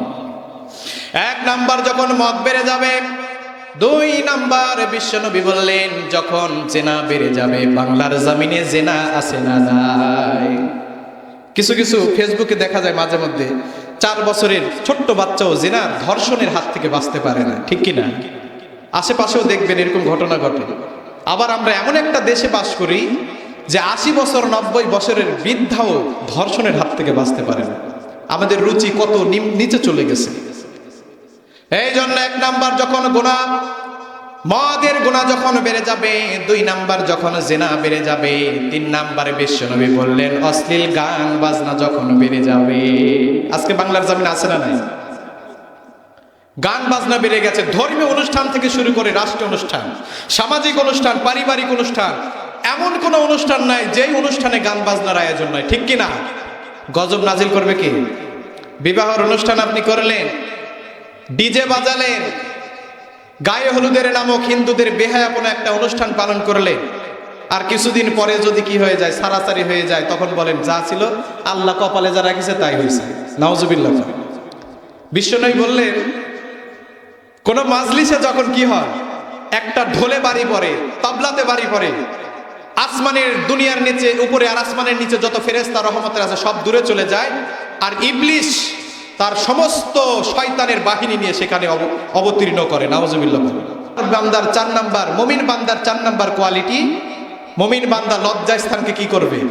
হেফাজত করবে। এর পরের আয়াত আল্লাহ কত সুন্দর করে বলছেন, দেখেন রব্বুল আলামিন বলেন ইল্লা আলা আজওয়াজিহিম আও মা মালাকাত আইমানুহুম ফাইন্নাহুম গায়রু মালুমিন। রব্বুল আলামিন বলেন তবে তাদের স্ত্রী এবং মালিকানাভুক্ত যেগুলো দাসী রয়েছে তাদের ক্ষেত্রে লজ্জা স্থান তোমরা হেফাজত করতে পারবা না, কারণ বিবাহর পরে শারীরিক সম্পর্কটারে জায়েজ করে দিয়েছেন কে? আল্লাহ বলতেছে ইমানদারের 4 নম্বর কোয়ালিটি লজ্জা স্থান হেফাজত করবে, কিন্তু অধীনস্থ যেগুলো স্ত্রী আছে আর দাসী, এখনকার জামানায় দাসী গ্রহণযোগ্য হবে না, কারণ আজকে আমাদের জমিনে খেলাফত নাই, ঠিক কিনা? আগে দাসী ছিল, দাসীদেরকে স্ত্রীর মতো ব্যবহার করতেন, কিন্তু আজকের জমিনে এটা হবে না। এই জন্য যেগুলো স্ত্রী আছে তাদের সাথে আর তোমরা কি করে না, লজ্জা স্থানকে সংযত রাখো না, তাদের হকগুলো তোমরা আদায় করো। সুবহানাল্লাহ বলো। এর চাইতে সুন্দর ধর্ম দিন আর কিছু হতে পারে? কিছু হতে পারে না। তাহলে মুমিন বান্দার 4 নম্বর কোয়ালিটি নিজেদের লজ্জা স্থানকে কি করবে? হেফাজত করবে। এরপরে রব্বুল আলামিন বলেন মুমিন বান্দার 5 নম্বর আর 6 নম্বর কোয়ালিটি এক আয়াতে বললেন। রব্বুল আলামিন বলেন ওয়াল্লাযীনা হুম লিআমানাতিহিম ওয়া আহদিহিম রাউন। মুমিন বান্দার 5 নাম্বার কোয়ালিটি হলো মুমিন বান্দা আমানতের খেয়ানত করবে না। সুবহানাল্লাহ। আমানতের কি করবে না? এখানে 2টা কথা আসছে, আমানতের খেয়ানত করবে না, 6 নাম্বার ওয়াদা ভঙ্গ করবে না, কথা দিয়ে কথা না রাখা করবে না। আজকে আমাদের সমাজে কথা দিয়ে কথা রাখে না, এইরকম ডাকাত আছে না নাই? এরা কিন্তু জাহান্নামে যাবে, এরা মুনাফিক। আল্লাহ রাসূল স্পষ্টভাবে বলে দিয়েছে মুনাফিক তোমরা দেখো, এরাই হলো মুনাফিক যারা মিথ্যা বলে, ওয়াদার খেলাফ করে আর আমানতের কি করে? খেয়ানত করে। বিশ্বনবীর জামানায় কাফের বেঈমান মুশরিকরা দল করত আবু জাহাল আবু লাহাবের, কিন্তু আমানত রাখতো বিশ্বনবীর কাছে। সুবহানাল্লাহ পড়ে। নিজের নেতার কাছে আমানত রাখতো না, কারণ কখন যে মেরে দিবে এইটার কোনো গ্যারান্টি নেই। এই জন্য সমস্ত কাফের বেঈমান থেকে শুরু করে মক্কার জমিনের সবাই বিশ্বনবীকে এক নাম দিয়েছিল আল আমিন। সুবহানাল্লাহ পড়ে। বিশ্বাসী। তাহলে ওয়াদা ভঙ্গ করা যাবে না, আমানতের খেয়ানত করা, কথা দিয়ে কথা না রাখা করা যাবে না, এরা হলো মুনাফিক। আজকে দেখেন যেই সমস্ত নেতা কর্মীরা ইলেকশনের পূর্বে বলে আমি যদি ইলেকশনে জিতে যাই, আমাকে যদি আপনি একটা ভোট দেন, আপনাকে বয়স্ক ভাতার কাট করে দেব, আপনাকে বিধবা ভাতার কাট করে দিব, দুস্থ ভাতার কাট করে দিব, এলাকায় ব্রিজ তৈরি করে দিব, কালভার্ট তৈরি করে দিব। আল্লাহর কসম করে বলি আমি রাশিদুল ইসলামের জীবদ্দশায় এইরকম এমন কোন নেতা নাই, কথার সাথে কাজের মিল তারা রেখেছে। আপনাকে স্পষ্ট ভাষায় বলেছে দিব, কিন্তু দেখেন দিয়েছে যার ধন দৌলত আছে তাকে দিয়েছে, গরিবদেরকে বঞ্চিত করছে, ঠিক কিনা? আমি স্পষ্ট বলছি ভাই, আমার এটা কি সত্য কথা। আমার গ্রামে যেটা হয়েছে, এই যে টিসিবি নামের একটা কার্ড আছে না, এটা পাওয়ার যোগ্য কারা বলেন? গরিব দুস্থ যারা। কিন্তু আপনি সমাজের মধ্যে খুঁজে দেখেন, আপনাদের দিকে আছে নাকি জানি না, আমার এলাকায় দেখেছি যাদের 10 বিঘা সম্পত্তি আছে, 10 তলা বিল্ডিং আছে, যাদের কোনো অভাব অনটন নাই, তারাই এই টিসিবির সবকিছু খাচ্ছে। আপনি কেমন নেতা? আপনি কেমন নেতা যে কথা দিয়ে কথা রাখলেন না, বরং 2 নাম্বারই করলেন, যাদের সব আছে তাদেরকে আপনি দিলেন। আবার এমন নেতা আমি দেখেছি টিসিবি রিকার্ড দেওয়া নাম করে গরিব দুঃখীদের কাছ থেকে 1 কপি পাসপোর্ট ছবি নিয়েছে, আইডি কার্ডের ফটোকপি নিয়েছে, কিন্তু তাদেরকে কার্ড হাতে দেয় নাই, ওই কার্ড দিয়ে তারাই নিজেরা ওই জিনিসগুলো ভোগ করছে। স্পষ্ট কথা কিন্তু এটা আমি নিজে বাস্তব দেখছি আমার এলাকায়। আপনার থেকে 1 কপি পাসপোর্ট সাইজের ছবি নিয়েছে, কার্ড দেওয়ার জন্য আপনার থেকে আইডি কার্ডের ফটোকপি নিয়েছে, কিন্তু কার্ডও তৈরি হয়েছে, সে নিজে ওই কার্ডের কি খাচ্ছে? তেল খাচ্ছে, ডাল খাচ্ছে, কিন্তু আপনাকে বলতেছে আপনার নামে কার্ড আসেনি। নাউজুবিল্লাহ পড়ে। এইরকম নেতা আমরা সামনে আর সিলেক্ট করব না। এই জন্য আল্লাহ তাআলা সূরা তাওবার 18 নম্বর আয়াতে বলে দিয়েছে নেতা কারা হবে? যার মধ্যে 4টা গুণ থাকবে। সুবহানাল্লাহ। 1 নাম্বার সালাত আদায় করবে, সালাত কায়েম করবে, যাকাত ভিত্তিক অর্থনৈতিক সিস্টেম চালু করবে। 3 নাম্বার আল্লাহর ভয় যার অন্তরে থাকবে, আল্লাহর ভয় কি থাকবে? অন্তরে যার থাকবে। আর 4 নাম্বার আখিরাতের প্রতি যার বিশ্বাস আছে। আমি মনে করি এই 4টা গুণ যার মধ্যে আছে যে বিশ্বাস করে এই দুনিয়ায় শেষ দুনিয়া নয়, মৃত্যুর পরে আল্লাহর সামনে আমাদেরকে আবার জবাবদিহি করতে হবে, আল্লাহর কসম করে বলে ওই বান্দা কখনো মানুষের সাথে অন্যায় দুর্নীতি করতে পারবে না। কারণ আজকে আমি আপনার ক্ষতি করছি, কিন্তু আল্লাহর কাছে গিয়ে তো কি করতে হবে, আমাকে জবাবদিহি করতে হবে। এই জন্য কথা দিয়ে কথার খেলাপ করা যাবে না, আমানতের খেয়ানত করা যাবে না। কেমন আমানতদার ছিল ওই যুবক, যেই যুবকের কথা হাদিসের মধ্যে এসেছে। একটা যুবক ছিলেন, ভালো করে শুনে এই ঘটনাটা বলে আমি ইতি টানবো আজকের আলোচনা, অনেক দানের লিস্ট আসছে। একটা যুবক মক্কা থেকে মদিনার জমিনে 250 কিলোমিটার 300 কিলোমিটারের পথ অতিবাহিত করে মক্কা থেকে মদিনার জমিনে এসেছে ব্যবসায়ের জিনিসপত্র কেনার জন্য। হঠাৎ করে অনেক রাস্তা অতিবাহিত করে এসেছে, ক্লান্ত হয়ে পড়েছে। রাতের বেলায় একটা খেজুর গাছের সাথে নিজের ঘোড়াটা বেঁধে রেখে আরামে ঘুমিয়ে পড়ছে মরুভূমির মধ্যে। হঠাৎ করে সকালবেলা মরুভূমির যখন দিনের বেলার আলোটা, সূর্যের আলোটা যখন ওই যুবকের চোখের উপরে গেছে, কি হয়ে গেছে? ঘুম ভেঙে গেছে। শেষ করে দিই ভাই, লিল্লাহে তাকবীর, আল্লাহু আকবার। আল্লাহ যেন কবুল করে, সকলে পড়ে আমি। আলোটা কি পড়ছে? চোখে পড়ছে, আর ঘুম ভেঙে গেছে। ঘুম ভেঙে দেখে যে খেজুর গাছের সাথে ঘোড়াটা বাঁধা ছিল, ওই ঘোড়াটা আর নাই। এমনিতে পেটে খাবার নাই, রাতের বেলায় ঘুম হয় নাই, অনেক দূর থেকে আসছে। আবার দেখে গাছের সাথে যে ঘোড়া বেঁধে রাখছে, ওই ঘোড়াটা আর নাই। হাঁটতে হাঁটতে হাঁটতে হাঁটতে হাঁটতে দেখে কিছু সংখ্যক জমির মধ্যে কেবলমাত্র খেজুরের চারা বের হয়েছে। ওই জমির মধ্যে তার ঘোড়াটা রক্তক্ষরণ হতে হতে হতে হতে তো মারা গিয়ে পড়ে আছে। পাশে একটা বৃদ্ধ বয়স্ক লোক লাঠি ধরে দাঁড়ায় আছে, ওই লোকেরই হচ্ছে ওই জমিটা। এমন সময় ওই যুবক গিয়ে দেখে যে তার ঘোড়াটা কি হয়েছে, মরে গিয়ে পড়ে আছে। মাথা আরো গরম হয়ে গেছে। এমন সময় যুবক বললেন, এই আমার ঘোড়াটা কেমন করে মারা গেল? ওই বৃদ্ধ বয়স্ক লোকটা বলল, বাবা আমি তোমার ঘোড়াকে মারতে চাই নাই, ঘোড়াটাকে জমি থেকে বের করে দেওয়ার জন্য পাথরের একটা টুকরা নিক্ষেপ করেছি।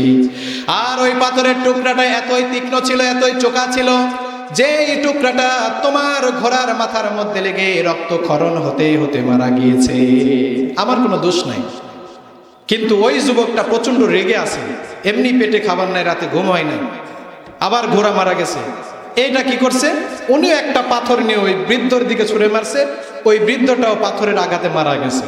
ঠিক আছে, ওই আমাদের এলাকার একটা কথা আছে যে বুড়া মেরা খুনের দেয়, ঠিক কিনা? মারা গেছে। এমন সময় ওই বৃদ্ধ লোকের দুইটা যুবক, তাগড়া তাগড়া যুবক ছেলে আছে, আব্বা জানকে আর খুঁজে পাওয়া যায় না। কোথায় কোথায় কোথায় খুঁজতে খুঁজতে জমির কাছে আসে, দেখে একটা ঘোড়া একদিকে পড়ে আছে, নিজের বাবা একদিকে রক্তক্ষরণ হতে হতে তো মারা গিয়ে পড়ে আছে। এমন সময় ওই যুবক ওখানেই বসে আছে। ওই দুই যুবক বললেন, কিভাবে আমার আব্বা জান মারা গেল? এমন সময় ওই ঘোড়াওয়ালা যুবকটা বললেন, ভাই আপনার আব্বা আমার ঘোড়াকে একটা পাথর মেরে হত্যা করেছে। রাগের মাথায় ছিলাম, আমিও একটা পাথর মেরেছি, আপনার আব্বা জান পাথরের আঘাতে মারা গেছে। ওই দুই যুবক আর ছেড়ে দেন নাই, সঙ্গে সঙ্গে ওই যুবকের দুই হাত দুইজনে ধরে ওমর রাদিয়াল্লাহু তাআলা আনহুর দরবারে নিয়ে চলে আসলেন। তখন খেলাফতের দায়িত্বে ছিলেন ওমর রাদিয়াল্লাহু তাআলা আনহু। এমন সময় বিচার দিলেন, ও আমিরুল মুমিনিন খলিফাতুল মুসলিমিন, আমার আব্বাজানকে এই যুবক হত্যা করেছে। ও আমিরুল মুমিনিন, এই হত্যার বিচার আমরা চাই, সঠিক বিচার আমরা চাই। এমন সময় ওমর বললেন, সত্যি তুমি তাদের আব্বাজানকে হত্যা করেছো? তখন পুরো ঘটনাটা কি করলেন, সংক্ষেপে বলি, অনেক রাত হয়ে যাচ্ছে। পুরো ঘটনাটা ওমর রাদিয়াল্লাহু তাআলা আনহুকে শোনাইয়া দিলেন। এমন সময় দুই যুবক বলেন, না আমরা কোনো কথা শুনবো না, আমরা হত্যার বদলে হত্যা চাই, আমরা লাশের বদলে লাশ চাই। কেন? আমার আব্বাজানকে হত্যা করেছে, তার ঘোড়া যেহেতু মারা গিয়েছে, আমরা সন্তান আছি, আমাদের কাছে যদি আবদার করতো, আমাদের তো আল্লাহ সম্পদ কম দেয় নাই, আমি একটা নয় দুইটা ঘোড়া দিয়ে দিতাম, আমার আব্বাজানকে কেন হত্যা করলো? এমন সময় ওমর রাদিয়াল্লাহু তাআলা আনহু দেখলেন বেগতিক অবস্থা, বিচার আমাকে সঠিকই করতে হবে। কারণ ওমর রাদিয়াল্লাহু তাআলা নিজের মন গড়াই কোনো বিচার করতেন না, কোরআনের আইন দিয়ে বিচার করতেন। ঠিক কি না? কোরআনের আইন দিয়ে বিচার হতো। কি করলেন? যুবককে বললেন, হে যুবক, যেহেতু তুমি তাদের আব্বাকে হত্যা করেছো, কোরআনের আইন অনুযায়ী তোমাকেও হত্যা করতে হবে। তো তোমাকে হত্যা করতে হবে, কিন্তু বলো তো হত্যা করার আগে তোমার কি কোনো মনের ইচ্ছা আছে, মনের বাসনা আছে? তো এমন সময় যুবক বললেন, হ্যাঁ, আমার একটা মনের ইচ্ছা আছে। তো বললেন কি? মক্কা থেকে আসছি, 350 মাইল রাস্তা অতিবাহিত করে এসেছি। আমি একজন ব্যবসায়ী, তো অনেকজনের কাছ থেকে আমি টাকা নিয়েছি ব্যবসার কাজের জন্য, আবার আমার কাছ থেকে অনেকে টাকা নিয়েছে ব্যবসার জন্য। তা আমি যদি একজন মুসলমান হয়ে আরেক মুসলমানের যদি টাকাগুলো আত্মসাৎ করি, কথা দিয়ে কথা থাকবে না, ওয়াদা বরখেলাফ হয়ে যাবে। আমি মুনাফিক হয়ে মরতে চাই না, আমি মুসলিম হয়ে মরতে চাই। ও আমিরুল মুমিনিন, আপনি আমাকে একটু কয়েকদিনের সুযোগ দেন, আমি শুধু ধার দেনাগুলো পরিশোধ করে কথা দিয়ে কথা রেখে আমি আবার কি করবো, চলে আসবো। সুবহানাল্লাহ পড়েন। কারণ কথার বরখেলাপ করে যারা, মুনাফিক হলো তারা। ঠিক কিনা? এমন সময় ওই দুই ছেলে বলল, না, তাকে কোনো সুযোগ দেওয়া যাবে না, কারণ উনি জানে আমাকে গেলে মৃত্যুদণ্ড দেওয়া হবে, আমাকে ফাঁসির কাস্টে ঝোলানো হবে, আমাকে কোতোয়াল করে দেওয়া হবে। কিন্তু কোনো ব্যক্তি তো মৃত্যুর কথা জেনে বুঝে মৃত্যুর জায়গায় কোনোদিন আসবে না। ঠিক কিনা? বলল না, তাহলে এই সিস্টেম হলো না। সৈন্যও নাই, যুদ্ধে চলে গেছে, যে তোমাকে আমি সুযোগ করে দিব যে কয়েকজন সৈন্য পাঠাবো। আবার কয়েকজন সৈন্য যে আমি পাঠাবো, রাস্তার মধ্যে যদি তুমি ক্ষমতার পাওয়ার দিয়ে তাদেরকে যদি মেরে ফেলো, তখন কি উপায় হবে? তখন বললেন, ওমর রাদিয়াল্লাহু তাআলা বললেন, হে যুবক, এই মদিনার জমিনে তোমার কি কোনো আত্মীয় স্বজন আছে যে তোমার জিম্মাদারি নিবে? এমন সময় ওই যুবক বললেন, হে আমিরুল মুমিনিন, এই মদিনার জমিনে আমার কোনো আত্মীয় স্বজন নাই, রক্তের সম্পর্কের কেউ নাই। এমন সময় বলল, তাহলে তো কোনো সুযোগ নাই, কে তোমার জিম্মাদারি নিবে? হঠাৎ করে হাজার হাজার সাহাবীদের মধ্য থেকে একজন সাহাবী হাতটা জাগায় দিলেন, চিল্লায় পড়েন আল্লাহু আকবার। হাত জাগায় বললেন, ইয়া আমিরুল মুমিনিন খলিফাতুল মুসলিমিন, আমি এই যুবক মুসলিম ভাইয়ের জিম্মাদারি নিলাম। ইনি যদি ওই দিন সঠিক দিন যদি তিনি না আসতে পারে, সঠিক সময়ে না আসতে পারে, ওই মুসলিম ভাইয়ের বদৌলতে আপনি আমাকে কোতোয়াল করে দিয়েন। সুবহানাল্লাহ।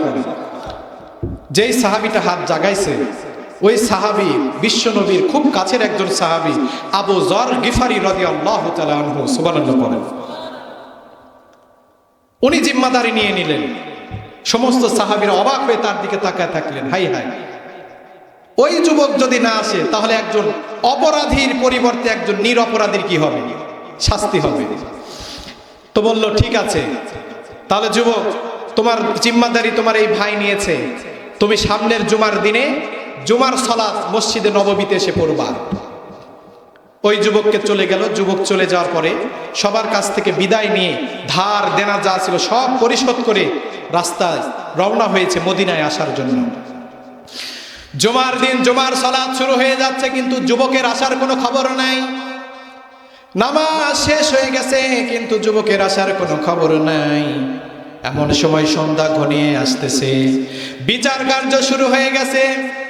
যখন দেখলো যুবক আসলো না, এমন সময় আবু যর গিফারিকে বলল, ও আবু যর গিফারি, আমার প্রিয় ভাই, তুমি যেহেতু জিম্মাদারি নিয়েছো, ওই যে দেখো বৃদ্ধর দুই যুবক ছেলে দাঁড়িয়ে আছে সঠিক বিচার পাওয়ার জন্য। আজকে যদি ওই যুবকটা না আসে, তোমাকেই কিন্তু আজকে কোতোয়াল করা হবে। গোটা মদিনার জামিনের মানুষেরা কান্নায় বিভোর হয়ে গেল। এমন কোন মদিনার মানুষ নাই যার চোখ দিয়ে পানি ঝরে নাই। সুবহানাল্লাহ কোন। তারা চিন্তা করে, হাই হাই, একজন অপরাধী মানুষের পরিবর্তে একজন নিরপরাধী মানুষের হত্যা হবে, কোতোয়াল করা হবে। এমন সময় যখন তাকে কোতোয়াল করার জন্য যখন রেডি হয়েছে, এমন সময় গলার মধ্যে তলোয়ারটা যখন চালাবে, একজন সাহাবী বললেন, ইয়া আমিরুল মুমিনিন, ও খলিফাতুল মুসলিমিন, ওই যে দেখেন মরুভূমির বালি উড়াতে উড়াতে ঘোড়া নিয়ে কে যেন আসতেছে। এমন সময় ওমর বললেন, দাঁড়াও, তারে কোতোয়াল করো না। এমন সময় দেখলেন ওই যুবকটা আসলেন, মাজলিসে হাজির হয়ে গেল। আর বললেন, ও যুবক, তোমার আসার কথা ছিল জুমার নামাজের সময়, তুমি কেন দেরি করে আসলা? আর একটু যদি দেরি করে আসতে তাহলে তোমার বদৌলতে তোমার ভাইকে কোতোয়াল করা আজকে হতো। এমন সময় যুবক বলতেছে, হে আমিরুল মুমিনিন, আমি ইচ্ছা করে দেরি করি নাই, আমি শুধু দেরি হয়েছে এই জন্য, আসার পথে আমার এই ঘোড়ার পায়ের নিচে একটা কি যেন লাগানো থাকে, ওইটা উঠে গিয়েছিল, নষ্ট হয়ে গিয়েছিল, ঘোড়ার পায়ে সমস্যা হয়েছিল, যার কারণে আমার আসতে দেরি হয়েছে। যে হে আমিরুল মুমিনিন, আমি সব দেনা পাওনা আমানাত আমার কাছে যা রাখা ছিল, আমার যে ওয়াদা দেওয়া ছিল সব আমি করে এসেছি, আপনি আমাকে কি করেন? কোতোয়াল করেন। এইরকম যুবক আজকে বাংলার জমিনে খুঁজে পাওয়া যাবে? এই ইমানের মতো এত পাওয়ারওয়ালা ইমানদার কাউকে খুঁজে পাওয়া যাবে? যাবে না, ওই ভয়েই তো আসবে না, পারলে বিদেশে চলে যাবে বাঁচার জন্য, ঠিক কিনা? আজকে অনেকে গেছে, কিন্তু যারা জামাত ইসলামের ভাইদেরকে, ছাত্র শিবির ভাইদেরকে, বিরোধী দলের লোকদেরকে যারা ঘর বাড়ি ছাড়া করেছে, আল্লাহর কুদরতে, আল্লাহর গজবে তারাই আজকে ঘর বাড়ি ছাড়া হয়েছে, ঠিক কিনা? এই জন্য সময়ের ব্যাপার ভাই, কিছুই না, শুধু কিছু সময় অপেক্ষা করতে হবে। এমন সময় ওমর রাদিয়াল্লাহু তাআলা চিন্তা করলেন, এই যুবক তো সাধারণ যুবক নয়, এই যুবক যদি সাধারণ কোনো যুবক হতো মৃত্যুর ভয়ে এখানে আর আসতো না। ও যুবক, তুমি তো কখনোই অন্যায়ভাবে কাউকে কোনো ক্ষতি করতে পারো না। এমন সময় ওই দুই ছেলে বলল, ইয়া আমিরুল মুমিনিন, আমরা বুঝে গেছি সে কখনো অন্যায়ভাবে আমার আব্বাকে হত্যা করে নাই, ইচ্ছা করে করে নাই।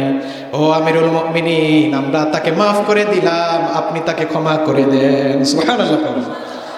আর শেষমেশ বললেন, ও আবু যার গিফারি, কেউ জিম্মাদারি নিতে চাইলো না, তুমি কেন ওই অপরাধী ভাইয়ের ব্যাপারে তুমি জিম্মাদারি নিলা? এমন সময় সাহাবী বললেন, আল মুসলিমু আখুল মুসলিম, একজন মুসলমান অপর মুসলমানের ভাই। সুবহানাল্লাহ পড়েন। রক্তের কোনো সম্পর্কের দরকার নাই, টাকা পয়সার সম্পর্কের দরকার নাই, আপনি মুসলিম আমি মুসলিম, সম্পর্ক তৈরি করে দিয়েছেন কে? আমাদের পিতা হচ্ছে আদম আলাইহিস সালাতু ওয়াস সালাম, ঠিক কিনা? তার সূত্রে আমরা এসেছি। সবার মুসলিম জাতির পিতা হচ্ছে, জাতির পিতা ইব্রাহিম আলাইহিস সালাতু ওয়াস সালাম, আর আদি পিতা হচ্ছে আদম আলাইহিস সালাতু ওয়াস সালাম। তাহলে আমরা সবাই এক মুসলমান, আরেক মুসলমানের কি? এই জন্য আবু যার বললেন, ও আমিরুল মুমিনিন, কেউ জিম্মাদারি নাই, কেউ কোনো আত্মীয় স্বজন তার এই মদিনার জমিনে নাই। আমি মুসলিম হয়ে আরেক মুসলিম ভাইয়ের যদি জিম্মাদারি না নিই, আল্লাহর কাছে আমাদেরকে জবাবদিহি করতে হবে। কারণ আজকে যদি আমি জিম্মাদারি না নিতাম, ওই যুবক কিন্তু ওই দিন কোতোয়াল হয়ে যেত, ঠিক কিনা? কারণ একজন ভালো ছেলে মারা যেত, হত্যা হয়ে যেত, নিরপরাধ মানুষ। এখান থেকে কয়েকটা বিষয় বোঝা যায়, শেষ করে দেব ইনশাল্লাহ। এক নাম্বার, ওয়াদার খেলাফ করা যাবে না, আমানতের খেয়ানত করা যাবে না। আর এক মুসলমান আরেক মুসলমানের কি করবে? সাহায্য সহযোগিতা করবে, সম্প্রীতি বজায় রেখে চলবে, কখনো বিভেদ তৈরি করবে না, ঠিক কিনা প্রিয় ভাইরা? তাহলে এটা হলো 6 নাম্বার, লাস্ট নাম্বার পয়েন্ট বলে আমি শেষ করব ইনশাআল্লাহ। রব্বুল আলামিন বলেন, মুমিন বান্দার 7 নাম্বার কোয়ালিটি, ওয়াল্লাযীনা হুম আলা সালাওয়াতিহিম ইউহাফিজুন। রব্বুল আলামিন বলেন, মুমিন বান্দার 7 নাম্বার কোয়ালিটি হলো মুমিন বান্দা সঠিক সময়ে সালাত আদায় করবে।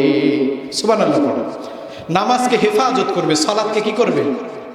কিন্তু আমরা নামাজকে হেফাজত করতে চাই না। নামাজ হয় 1টার সময়, কিন্তু আমরা নামাজ পড়ি 2টার সময়, ঠিক কিনা? নামাজ পড়তে হবে আল্লাহর ঘর মসজিদে, জমিতে পড়ে আছেন, নামাজ কাজা করলেন, সময় মতো নামাজ পড়লেন না। আবার এইটা মা বোনদের মধ্যে বেশি দেখা যায়। রান্না তুলে দিছে গ্যাসের চুলায়, মাটির চুলায়, এই আজান হয়েছে নামাজ পড়বো নি, রান্নাটা শেষ হোক, গোসলটা সেরে নিন, ঠিক কিনা? নামাজ পড়তে পড়তে জোহরের 3টা বাজায় ফেলা, এরকম আছে না নাই? এই জন্য আল্লাহ বললেন, ফাওয়াইলুল লিল মুসাল্লিন, ধ্বংস হবে ওই সকল নামাজিরা, যেই সকল নামাজিরা আল্লাযীনা হুম আন সালাতিহিম সাহুন, যারা নামাজের ব্যাপারে উদাসীন। নাউজুবিল্লাহ পড়েন। তাহলে আল্লাহ বললেন ফাওয়াইলুল লিল মুসাল্লিন, ধ্বংস হবে ওই সকল নামাজিরা, যেই সকল নামাজিরা নামাজের ব্যাপারে কি বেখবর, উদাসীন, টাইম টু টাইম সালাত আদায় করে না। আজকে এরকম ডাকাত আছে না নাই? সালাতের দাবি করে, সালাত পড়ে, নামাজি দাবি করে, কিন্তু সময় মতো পড়ে না। আবার বললেন, ওয়াল্লাযীনা হুম ইউরাউন,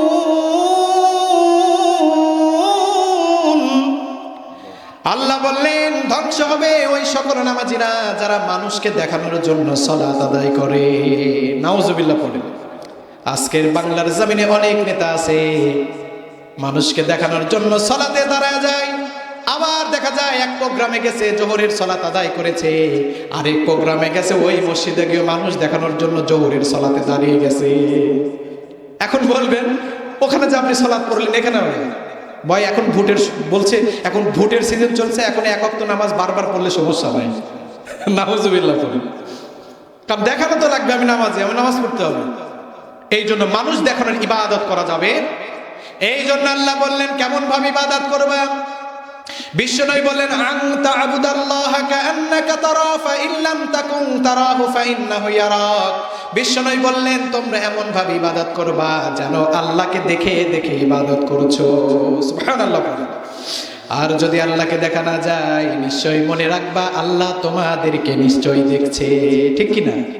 আপনি ভবানীগঞ্জ নিউ মার্কেটে ঢুকবেন, সিসি ক্যামেরা আপনাকে দেখছে, কিন্তু আমি না দেখি সমস্যা নাই, কিন্তু আমাকে কিন্তু ঠিকই সিসি ক্যামেরা টিভিতে দেখা যাচ্ছে। ঠিক কি না? তো এই জন্য প্রিয় ভাইরা, আপনি যেই সিপাই যান না কেন, যেই অন্ধকার ঘরে যান না কেন, অলিতে গলিতে যান না কেন, দুনিয়ার কেউ দেখে না, দেখে কে? আল্লাহ সুবহানাহু ওয়া তাআলা। এই জন্য স্বামীর চোখকে ফাঁকি দিয়ে পরকিয়া করছেন, স্বামীর চোখকে ফাঁকি দিয়ে অন্য বেগানা পুরুষের সাথে কথা বলছেন, আবার স্ত্রীকে ফাঁকি দিয়ে অন্য নারীর সাথে পরকিয়া করছেন। যুবক ভাইরা, দুনিয়ার কেউ দেখে না, স্ত্রী দেখে না, মা দেখে না, কেউ দেখে না, দেখেন কে? এইটা সবসময় ব্রেনে রাখতে হবে, তাহলে আর গুনাহ হবে না। ঠিক কিনা? চুরি করতে যাবে, চুরি করছি, কেউ দেখছে না, দেখছে কে? আল্লাহ। এই কথা যদি ভিতরে ভয় থাকে তাহলে আপনার দ্বারা কোনো গুনাহ হবে না। সব কাজের আগে চিন্তা করবেন আল্লাহ কিন্তু আমাকে ফলো করছে। আল্লাহ সিসি ক্যামেরা দুই কাঁধের মধ্যে দিয়ে রাখছে। ঠিক কিনা?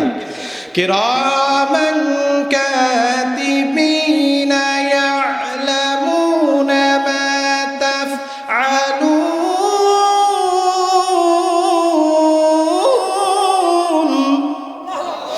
আল্লাহ বললেন কিরামান কাতিবিন, ও দুনিয়ার মানুষেরা, আমি তোমাদের দুই কাঁধের মধ্যে লেখক নিযুক্ত করে রেখেছি। তুমি যেই অপকর্ম করো আর সৎকর্ম করো না কেন, দুনিয়ার কেউ না দেখলেও আমার ফেরেশতা কিন্তু সব কিছু লিখে রাখতেছে। ঠিক কিনা? সব লিখে রাখতেছে। এই জন্য সালাতকে হেফাজত করতে হবে, সময় টু সময় সালাত আদায় করতে হবে, কারণ সালাত পড়লেই জান্নাত। আর সালাত যদি আপনি পড়তে পারেন সমস্ত অন্যায় বেহাপনা কাজ থেকে দূরে রাখবেন কে? সালাত আপনাকে পরিশুদ্ধ করবে, সমস্ত গুনাহ থেকে দূরে রাখবে। এই কথা কার? রব্বুল আলামিন বলেন ইন্নাস সালাতা তানহা আনিল ফাহশাই ওয়াল মুনকার। রব্বুল আলামিন বলেন নিশ্চয়ই নামাজ মানুষকে অন্যায় বেহায়াপনা অশ্লীল খারাপ কাজ থেকে দূরে রাখে। সুবহানাল্লাহ পড়েন। তার মানে আজকে লালপুরের জমিনের মানুষেরা শুনে নেন, যারা সালাত আদায় করে সুদ খায়, যারা সালাত আদায় করে ঘুষ খায়, যারা সালাত আদায় করে বেপরদায় চলে, যারা সালাত আদায় করে গান বাজনাকে সমর্থন করে, যারা গান বাজনা করে ক্যাসিনোর আড্ডাতে বসে, নিশ্চয় মনে রাখবেন যে এদের সালাত পড়তেছে ঠিকই, কিন্তু আল্লাহর দরবারে কবুল হচ্ছে না। ঠিক কিনা? কারণ সালাতের মতো সালাত যদি আপনি হতো, আল্লাহর কোরআন সত্য, আল্লাহর কথা মিথ্যা নয়। ইন্নাস সালাতা তানহা আনিল ফাহশাই ওয়াল মুনকার, নিশ্চয় সমস্ত অন্যায় খারাপ কাজ থেকে সালাত আপনাকে হেফাজত রাখবে। ঠিক কিনা? তার মানে বুঝবেন ইমানের ঘাটতি। সালাত পড়েন, খারাপ কাজকে সমর্থন করেন। আজকে আমার এখানে অনেক যুবক ভাইরা আছে, এমন নেতার চামচামি করে, এমন নেতার দালালি করে, যেই নেতা গান বাজনাকে প্রমোট করে। কিছুদিন পর পর ভবানীগঞ্জ দেখা যায় নাচানাচি। ঠিক কিনা? কি নেতার গোলামি করলেন? কিয়ামতের মাঠে নেতা তো চিনবেই না, ওই নেতার যিনি বড় নেতা আছে সেও চিনবে না, আপনাকেই জবাবদিহি করতে হবে। ঠিক কিনা? সঠিক নেতা চিহ্নিত করতে হবে, সঠিক নেতার আদর্শ আমাদেরকে মানতে হবে। ঠিক কিনা প্রিয় ভাইরা? খবরদার, যারা কোরআনের বিরোধিতা করে, যারা চায় ক্ষমতা হাতে পেলে কোরআন মানবো না, আলেমদেরকে জেলের মধ্যে ঢুকাবো, আলেমদেরকে অপদস্থ অপমানিত করব, গোটা বাংলার জামিনটাকে কিয়ামত সংগঠিত করবে, এইরকম নেতাকে আমরা সমর্থন করব না। ঠিক কিনা? কারণ যেই নেতা হারামকে সমর্থন করে সেই নেতার সাথে আমার সম্পর্ক থাকতে পারে না, কারণ আমি মুসলিম। মুসলিম কখনো হারামের কাজে যেতে পারে না। ঠিক কিনা? কিন্তু এখানে ঠিক বলতেছে, কিন্তু বাইরে তো ঠিক নাই। ঠিক কিনা? একজন বলতেছে হুজুর আমি বাইরে ঠিক করি কিন্তু আমার ঘর তো ঠিক হয় না। আপনি কি বলবেন? এখানে ঠিক বলবেন, নিজের জীবনে এই ঠিকটা কিয়ামত পর্যন্ত ঠিক রাখতে হবে, ঠিক কিনা? খবরদার নেতার সাথে নাচানাচি করা যাবে না, গান বাজনা করা যাবে না। কোরআন বলছে গান বাজনা হারাম, আমি মুসলিম, গান বাজনাকে আমাকে বয়কট করতেই হবে, ঠিক কিনা প্রিয় ভাই? আল্লাহ যেন আমাদেরকে কবুল করেন। এই জন্য সালাত পড়বেন, তাহলে সালাত পড়লেই জান্নাত। আবার সালাত যারা পড়বে না, আল্লাহ তাদের জন্য জাহান্নাম রেডি করে রেখেছেন। নাউজুবিল্লাহ। কম জাহান্নাম কি আছে? রেডি। সংক্ষেপে বলতে চাই যে যারা বেনামাজি, যারা সালাত আদায় করবে না, এরা হচ্ছে আল্লাহ যে জান্নাতে জাহান্নামে তাদেরকে দিবে, সেই জাহান্নাম হচ্ছে জাহান্নাম সাকর। জাহান্নাম সাকরের মধ্যে একদল প্রবেশ করবে। প্রবেশ করার সময় ফেরেশতারা জিজ্ঞাসা করবে, মা সালাকাকুম ফি সাকর, আজকে তোমাদেরকে কিসে জাহান্নামে নিয়ে যাচ্ছে? একদল আওয়াজ তুলে বলবে, ক্বালু লাম নাকু মিনাল মুসাল্লিন। একদল লোকেরা বলবে, আমরা যখন দুনিয়ার জমিনে ছিলাম মুসল্লি ছিলাম না, নামাজ পড়তাম না। নাউজুবিল্লাহ পড়েন। আর দলিল লাগবে? কোরআনের উপরে আর কোনো দলিল হতে পারে? সূরা মুদ্দাসসির খুলবেন, 28 থেকে 42 নম্বর আয়াতের ব্যাখ্যা বর্ণনাগুলো তাফসীর পড়বেন, ইনশাআল্লাহ পেয়ে যাবেন। তাহলে যারা নামাজ পড়বে না তাদের জন্য জাহান্নাম সাকর রেডি করে রেখেছেন কে? আবার এক কোয়ালিটির নামাজি আছে, জোহর পড়ে, আসর পড়ে, মাগরিব পড়ে, ইশা আর ফজরের সালাতে পাওয়া যায় না। এই জন্য বিশ্বনবী বললেন, মুনাফিক হলো তারা যাদের কাছে সব চাইতে ভারী লাগে 2 ওয়াক্ত নামাজ। 1 নাম্বার হলো ইশা, 2 নাম্বার হলো ফজর। নাউজুবিল্লাহ পড়েন। এরা হচ্ছে মুনাফিক, যাদের কাছে ইশার নামাজটা ভারী লাগে, ফজরের নামাজটা ভারী লাগে। আবার কিছু কোয়ালিটি মুনাফিক আছে, বাড়ির কাছে দেখবেন 10 হাত 20 হাত দূরে মসজিদ, কিন্তু ফজরের নামাজে হাজির হয় না। আবার নিজেকে মুসলমান দাবি করে, 250 কিলোমিটার দূরে ঢাকা। এই লালপুর জামিনের যদি কোনো বাবাজি, কোনো যুবক ছেলে, কোনো মা বোনেরা যদি মারা যায়, শরীরে এমন গিয়ার চলে আসে, ওই নামাজি 250 কিলোমিটার দূর থেকে গাড়িতে করে জানাজার সালাতে হাজির হয়। কথা বুঝলেন? 20 হাত দূরে মসজিদ, ফজরে নাই, কিন্তু যেই শুনছে লালপুরে আব্দুল করিম মারা গেছে, আব্দুল জব্বার মারা গেছে, 250 কিলোমিটার দূর থেকে কি করে? টাকা খরচ করে জানাজার সালাতে হাজির হয়। কেন হয় বলেন তো, কেন হয়? তার মানে এই জন্যই হয়, 20 হাত দূরে মসজিদ, ফজরের সালাত আদায় করে না, কারণ ফজরের সালাতের আগে বক্তব্যের কোনো সুযোগ নাই।